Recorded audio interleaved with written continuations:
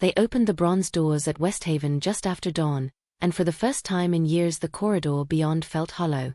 No equerries waiting, no scent of her perfume at the turn toward the private drawing room, no soft laugh skating across polished floors.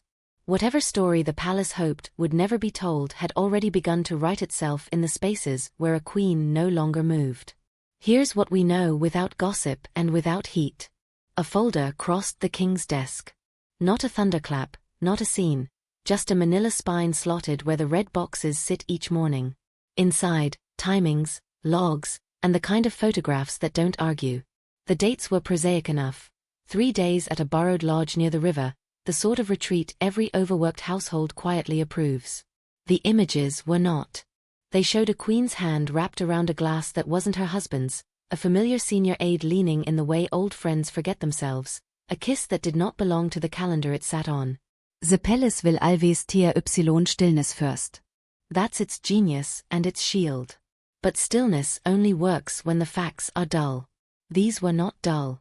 They were layered, and those layers led somewhere the crown cannot afford to look away from, the vault. People imagine the vault as legend. In truth, it's a working room with good climate control and better locks. On a rain-silvered Tuesday, the Queen signed out a trunk under the oldest of pretexts, heritage research for a forthcoming exhibition. Perfectly ordinary. Except for the code used to breach the second door, a ghost credential that should have died 11 years ago and didn't. Except for the lack of the second signature that every item requires.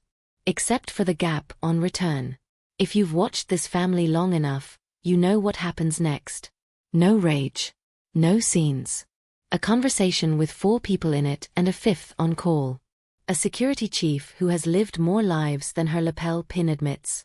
A timeline that narrows like a hallway. A single word scrawled in the king's hand across a summary page. Proceed. The trail was methodical. Vehicle logs. Service elevators. A delivery entrance used because a front door would have felt like theater. And then the part that hurt in a place no investigation can numb. 2 heirlooms that had never looked for a stage now suddenly missing their velvet beds. Not the most valuable, the most storied. Pearls handed down because a grandmother's grace fits a granddaughter's neck better than any crown ever will. A choker that has nothing to do with money and everything to do with memory. Paper says insured value, families write a different currency. And yet the palace would have borne even that in silence, had the afternoon not delivered its own proof. A private luncheon, small on purpose, with the right kind of quiet. The Princess of Northminster, steel wrapped in light, crossed the room not with accusation but with a smile. Your earrings are beautiful, where did you find them? The answer was the wrong shade of easy. An appraisal followed because insurance always needs its paperwork updated, and within 20 minutes the story of a century tilted an inch. Not stolen jewels, stolen inheritance. That's a different verb entirely. From there, the line was clean. A council of 5 in a soundproof room. The king at the head, his sister with that farmyard calm that has steadied this family through storms, the heir who has learned to speak only when the sentence can carry, and his wife who says little and moves everything by inches. No shooting. Just the slow recitation of a record that could not be talked away. Access revoked. Codes changed by midnight. Duties reassigned before breakfast. Protection withdrawn not as punishment but as policy. A circle tightens when a breach is proven. In another house you'd call it separation. Here they call it necessary. What happened next did not leak, it unfolded. The website edited a name out with the sort of mercy that keeps comment sections from setting the curtains alight. A car. Without flags made a journey without route notes. A townhouse that was always more hers than his received its quiet occupant.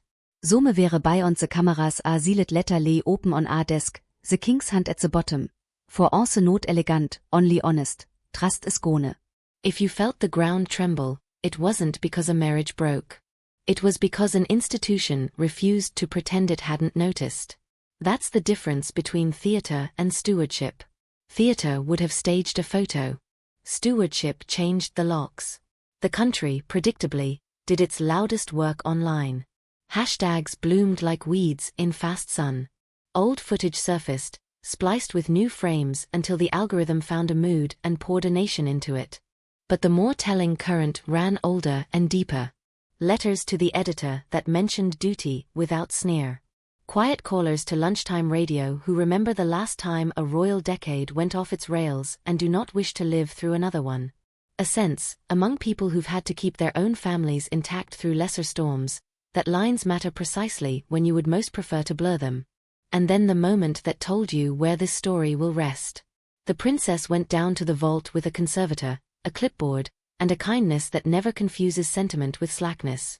One by one, the cases opened. Provenance checked. Paper matched to clasp.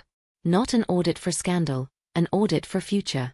At the end she left a small envelope in a drawer that will not open again until a little girl is a young woman. On the front, a line in a mother's hand to a daughter she is raising in public. For you when you're ready, and not a minute before. People will say a queen fell and another rose. That's not what happened. What happened is the crown chose the only thing that has ever saved it in bad weather, the work. You saw it in the heir's face when he stepped out the next morning, not triumph, not even relief, just the steadiness of a man who has been trained since childhood to take heat and give temperature. You saw it in the king's daybook, no cancellations, no statements, no hint of a man remaking his private life in public. You saw it most clearly in the woman who has quietly become the hinge of this generation, moving through rooms at human height, listening harder than she speaks, reminding a country with every small, exact gesture that continuity doesn't need a microphone. If you're waiting for the shouting, it will not come. Not because there isn't pain, because the palace has relearned the lesson it teaches best when it remembers itself. Anyone can dazzle. Only a few can absorb. And the absorption this week was total. The anger, the disappointment, the temptation to rewrite history with a press release.